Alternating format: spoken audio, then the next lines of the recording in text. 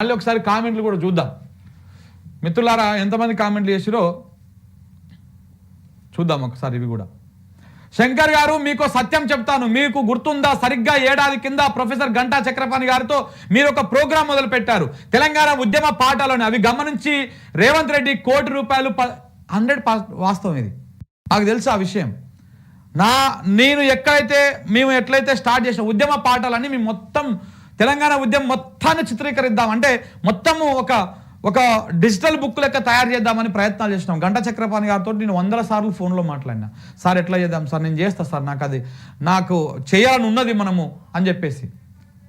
కానీ ఆయనని గొంతు నొక్కేసేసారు. ఆయనకు పదవి ఇచ్చిర్రు, ఆయనకు అది చేసిర్రు. నేను పదవి రావడాన్ని వ్యతిరేకించట్లేదు, నేను అదే చెప్పబోతున్నా. ఇప్పుడు నెక్స్ట్ అదే చెప్పబోతున్నా, ఎవరెవరిని సోల్డ్ అవుట్ చేసిరు, ఏ రకంగా కుట్రలు చేస్తున్నారు అనేది చెప్తా. అది కూడా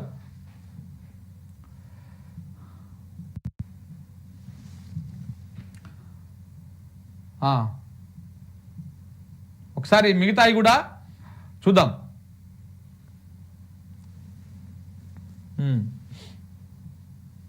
తిన్నింటి వాసాలు లెక్కబెట్టే ఈ మీడియా మనకు వద్దు, మన ప్రభుత్వం వస్తే వీళ్ళను ఓ చూపు చూడాలని చెప్పేసి భాస్కర్ గారు పెడతా ఉన్నారు. 100% పచ్చ మీడియాను గెట్అవుట్ చేయాల్సిందే అని చెప్తా ఉన్నారు. ఇగో తెలంగాణలో పచ్చ మీడియాను తరిమి కొట్టాలి, అప్పుడే తెలంగాణ బాగుపడుతుంది అని చెప్పేసి మహమ్మద్ అనిఫ్ మాట్లాడుతూ ఉన్నాడు. ఇక చంద్రబాబు అధికారంలోకి రాగానే పరిపాలన ఎలా చేయాలి అని కూడా ఈ పచ్చ మీడియా సూచనలు కూడా చేస్తుందంట. వాళ్ళు చెప్పినట్టే చేస్తాడు చంద్రబాబు నాయుడు కూడా. ప్రభుత్వం ఎలా నడపాలో పచ్చ మీడియాలోనే డిసైడ్ చేస్తుంది. ఈ ఫోన్ ట్యాపింగ్, ఈ కాళేశ్వరము ఇష్యూ, ఈ కారు ఇష్యూ కావచ్చు, ఇవన్నీ కూడా చంద్రబాబు నాయుడు, రేవంత్ రెడ్డి, రాధాకృష్ణ అల్లినటువంటి కట్టు కథనాలే. ఇది 100% వాస్తవం, 100% వాస్తవం. శంకర్ గారు రైట్ అని చెప్పేసి పెడతా ఉన్నారు. ఎస్ అన్న బైకాట్ చేయాల్సిందని చెప్తా ఉన్నారు. మల్లేశం కూడా ఏబిఎన్ బ్యాన్ చేయాలని చెప్తా ఉన్నాడు. రామ్ రెడ్డి గారు కూడా శంకర్ గారు ఎస్ అండి జై తెలంగాణ అని చెప్తా ఉన్నారు. బాధాకృష్ణ బల్బ్ ఎక్కువైందని చెప్పేసి జి అనిల్ చెప్తా ఉన్నాడు. ప్రభాకర్ గౌడ్ అన్న వీడు తెలంగాణ ఉద్యమంలో పార్టిసిపేట్ అయినా అసలు ఉన్నాడా అని చెప్పేసి ప్రభాకర్ గౌడ్ చెప్తా ఉన్నాడు. తప్పు లేదు, తన్ని తరమాల్సిందని చెప్పేసి ఇంకొక మిత్రుడు చెప్తా ఉన్నాడు, నవీన్ అనేటువంటి మిత్రుడు. ఇకపోతే గెట్ లాస్ట్ పచ్చ మీడియా అని చెప్పేసి మహమ్మద్ చెప్తా ఉన్నాడు. ఆంధ్ర గజ్జి మీడియా గురించి ప్రతి తెలంగాణ వాదికి తెలుసు, ఏదో ఒక రోజు ఏ పార్టీలకు సంబంధం లేకుండా లేపేస్తారు. మీ రోతరాతలకు వీడియోలకు విసిగిపోయాము బిడ్డ, అవుతుంది తొందరలోనే అని చెప్పేసి వార్నింగ్ ఇస్తా ఉన్నారు తెలంగాణ బిడ్డలు, తెలంగాణ వాదులే వార్నింగ్ ఇస్తా ఉన్నారు. సో ఫక్తు రాజకీయాలు చేసి తెలంగాణ సోయి ఉన్న ఇంకో పార్టీ రాకుండా చేసిండ్రు. ఇప్పుడు తెలంగాణ ప్రజలు అనుభవిస్తున్నారు. కాంగ్రెస్ బీజేపీ అట్లనే తెలంగాణ ద్రోహి చంద్రబాబు వల్ల అని చెప్పేసి వెంకటేష్ ఒక కామెంట్ చేసిండు. 100% రైట్ బ్రదర్, మీరు ఆ మీడియాని మనం గెట్ లాస్ట్ చేయాల్సిందే, ఎల్లగొట్టాల్సిందే అని చెప్పేసి శ్రీశైలం గారు చెప్తా ఉన్నారు. ఇక శంకర్ రామరెడ్డి గారు శంకర్ గారు జై తెలంగాణ అని చెప్తా ఉన్నారు. ఇంతమందికి చదివినాం. అది ఇక ఆంధ్ర గురించి నీకెందుకురా అని చెప్పేసి ఎవరో ఇశాంత్ కుమార్ అంట. మేమేం ఆంధ్ర గురించి మాట్లాడతలేం మిత్రమా. ఆంధ్ర మంచిగా ఉండాలి, ఆంధ్ర బాగుపడాలని కూడా నా వంతు పాత్ర కూడా నేను అందిస్తున్నా. ఎట్లా అందిస్తున్నానో మిత్రులకు తెలుసు చాలా మందికి. ఆంధ్రాలో కూడా ఈ పచ్చ బ్యాచ్ని ఏరేసే కార్యక్రమం పెట్టుకున్నాను నేను అక్కడ. జర్నలిస్ట్ శంకర్ ఛానల్లో ఆంధ్రాకి సంబంధించినటువంటి అనాలిసిస్ కూడా చేస్తూ ఉన్నా, మీరు చూడండి. అది కూడా నాకు ఎక్కడైనా న్యాయం వైపు నిలబడడం ఇష్టం, ధర్మం వైపు నిలబడడం ఇష్టం. ఈ ప్రాపగండా, ఈ మీడియా ప్రాపగండా వైపు, బలమున్నోని సైపు నిలబడడం నాకు ఇష్టం ఉండదు మొదటిసారి నుంచి కూడా. ఎక్కడైతే ఓడిపోతారో, ఎక్కడైతే బాధిత పీడిత ప్రజలు ఉంటారో అటువైపే నిలబడతాం, న్యాయం వైపే నిలబడతాం. కాబట్టి ఆంధ్ర గురించి నాకెందుకు కాదు, ఆంధ్ర కూడా మాకు అన్ననో తమ్ముడో. మేము ఆంధ్ర ప్రాంతం మీద ఎప్పుడు మాకు విద్వేషం ఉండదు. ఒక కులగజ్జి మీడియా మీద, ఒక సామాజిక వర్గం చేస్తున్నటువంటి తప్పుడు ప్రాపగండ మీదనే మొదటి నుంచి ఆది నుంచి మా పోరాటం అంతా కూడా.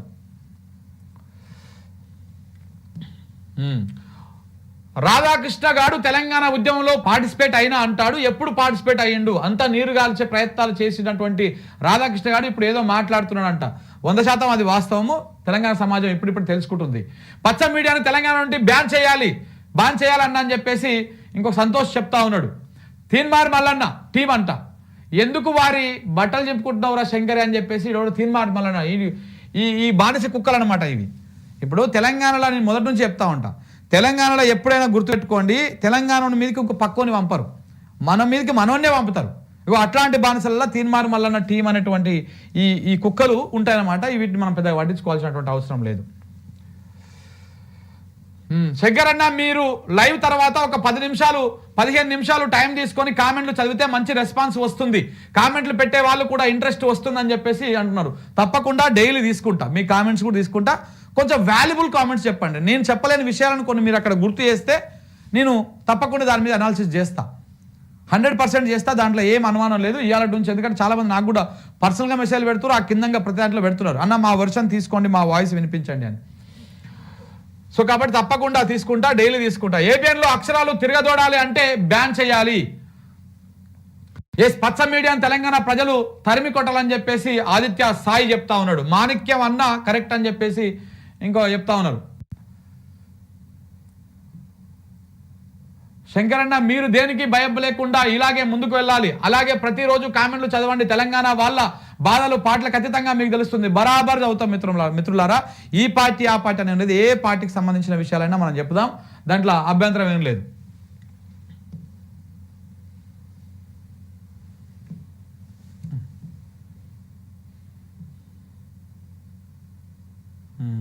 ఇక ఒక బ్యాచ్ వచ్చింది మన మీద, నెగిటివ్ బ్యాచ్ వచ్చింది. నువ్వేమంటున్నావురా గారా ఏదేదో కొట్లాడుకుంటారు వాళ్ళు. కులగజ్జి Telangana pink media get lost అంట. బరాబర్ పింక్ మీడియా వల్ల తప్పు ఉందనుకుంటే పింక్ మీడియా కూడా గెట్ లాస్ట్. పింక్ మీడియా వల్ల తెలంగాణ ప్రయోజనాలకు ముప్పు వాటిలేదని తెలిసిన రోజు గెట్ లాస్ట్. అది కూడా ఏమి తప్పలేదు దాంట్లో, మీ వర్షన్లో కూడా తప్పేం లేదు. తెలంగాణ ప్రయోజనాలకు పింక్ మీడియా వల్ల డ్యామేజ్ అవుతుంది అని తెలిసిన రోజు అది కూడా గెట్ లాస్టే. రాష్ట్ర ప్రయోజనాల కోసమే మనం మాట్లాడదాం, ఓకేనా? శాంతించింగా అన్న. మల్లిగాడిది ప్రతిరోజు బూతులు వద్దులే బ్రదర్ ప్లీజ్, కామెంట్లోకి వచ్చేసారు నీది పిత్రు వద్దులే, బూతులు వద్దు, ఇంకా వాళ్ళని అట్లా వదిలేసేయండి. వాళ్ళు కొంత మెంటల్లీ డిజార్డర్ ఫెలోస్. ఈ మల్లిగాని ఫాలో అయ్యే ఈ బ్యాచ్ ఏదైతే ఉంటుందో కొంతమంది మెంటల్లీ డిజార్డర్ అనమాట, స్క్రూ లూజ్ అనమాట. వాడు రోజు టైట్ చేస్తూ ఉంటారు, సాయంత్రానికి వాళ్ళకి లూజ్ అయిపోతుంది. మళ్ళీ పొద్దుగాలు లేచి వాడి విషపు ప్రచారంతో మళ్ళీ టైట్ చేసే ప్రయత్నం చేస్తారు, సాయంత్రానికి మళ్ళీ లూజ్ అయిపోతుంది. ఇదంతా ఒక 90 ml బ్యాచ్ లెక్క తయారవుతుంది అనమాట. ఆ స్క్రూ లూజ్ బ్యాచ్, ఆ డిజార్డర్ మెంటల్ డిజార్డర్ బ్యాచ్ గురించి మనం పెద్దగా పట్టించుకోవాల్సిన అవసరం లేదు. వాడు ఎన్ని ప్రయత్నాలు చేసినా మనం ఎక్కడి నుంచి స్టార్ట్ అయినామో ఎక్కడి దాకా పోయినామో మనకు తెలుసు. రేపటి నుంచి ఇంకా కూడా ప్రజలకు వాస్తవాలు చెప్పేటువంటి ప్రయత్నం చేస్తాం. ఇది మాత్రం వాస్తవం. ఈ మిత్రుడు ఎవరో కానీ బాగా ఫాలో అవుతారు మళ్ళీ వాయిస్ ఆఫ్ తెలంగాణ. మీరు సత్యం చెప్తాను, మీకు గుర్తుందా, సరిగ్గా ఏడాది కింద మేము తెలంగాణ ఉద్యమ పాఠాలు అని చెప్పేసి స్టార్ట్ చేసినాం. నిజంగా కూడా గంటా చక్రపాణి గారి ఆ ఇంటర్వ్యూ మేము దాదాపు 4 గంటలు 5 గంటలు రికార్డ్ చేసినాము. 2 పార్ట్లుగా రిలీజ్ చేసినాం.